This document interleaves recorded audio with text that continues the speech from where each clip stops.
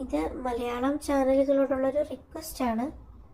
ചാനലുകളോട് മാത്രമല്ല, അത് കാണുന്ന ടെൻഷൻ അടിച്ചിരിക്കുന്ന ഓരോ പാരൻസിനോടും കൂടി എനിക്ക് പറയാനുള്ളത്, ഞാനൊരു പ്രവാസിയാണ്, വർഷങ്ങളായി യുഎഇയിൽ താമസിക്കുന്ന ഒരു വ്യക്തിയാണ്. ഞങ്ങൾ ആദ്യമായിട്ടാണ് ഇങ്ങനത്തെ ഒരു പ്രശ്നം നേരിടുന്നത് തന്നെ.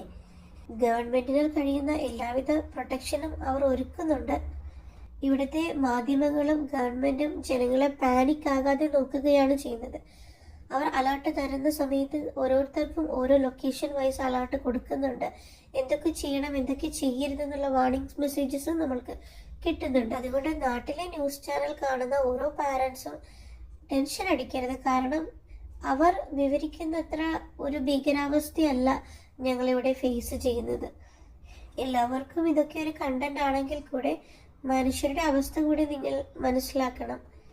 ഉള്ള മനസ്സമാധാനം മലയാളം ന്യൂസ് കണ്ടാൽ അപ്പോൾ പോകും എന്നതാണ് ഇപ്പം ഞങ്ങളുടെ ഓരോരുത്തരുടെ അവസ്ഥ. ന്യൂസ് ചാനലുകാരുടെ ഒരു കണ്ടന്റ് ആണ് ഇതെങ്കിലും ഞങ്ങളും മനുഷ്യരാണ്. ഇതൊക്കെ കണ്ട് ഞങ്ങളും ഞങ്ങളുടെ കുടുംബക്കാരും ഒക്കെ ടെൻഷൻ അടിക്കുന്നുണ്ട് എന്നുകൂടി നിങ്ങൾ മനസ്സിലാക്കണം. ഞങ്ങൾക്ക് അന്നം തരുന്ന നാടാണ്. വന്ന നാൾ മുതൽ ഈ സമയം വരെ എല്ലാ പ്രൊട്ടക്ഷനും ഒരുക്കിയൊരു നാടാണ്. ഇനിയും അവരുടെ എല്ലാവിധ പിന്തുണയും ഞങ്ങൾ ഓരോ പ്രവാസികൾക്കും ഉണ്ടാകും, സംരക്ഷണം ഞങ്ങൾക്ക് ഉണ്ടാകുമെന്നുള്ളൊരു വിശ്വാസം ഞങ്ങൾ ഓരോ പ്രവാസികൾക്കും ഉണ്ട്. ഞങ്ങളുടെ പോറ്റമ്മയായ ഈ നാടിനൊപ്പം ഇങ്ങനെ ഒരു സിറ്റുവേഷനിൽ ഒരുമിച്ച് നിൽക്കുക എന്നുള്ളത് ഞങ്ങളുടെ ഉത്തരവാദിത്വം കൂടിയാണ്. അതുകൊണ്ട് ഫേക്ക് ന്യൂസ് പ്രചരിപ്പിക്കാതിരിക്കുക.